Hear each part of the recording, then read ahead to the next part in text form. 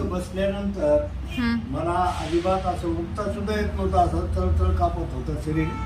असं उभं राहिल्यानंतर जवळपास 10 मिनिटं उभं टाकायला लागायचे. आणि 10 मिनिटानंतर थोडंसं 5 मिनिटं असं स्थिर उभं राहिल्यानंतर हळूहळू पाय टाकता येत होता. अच्छा. आज तुमच्या वाचून नावाच्या पुढे घेतल्यामुळे अच्छा, मी आज असं बसून ताबडतोब उठू शकतो आणि चालायला लागू शकतो. अच्छा. चालता येते असं मला. तुम्हाला बऱ्याचपैकी फरक पडला? बऱ्याचपैकी फरक पडलेला हो आहे. का?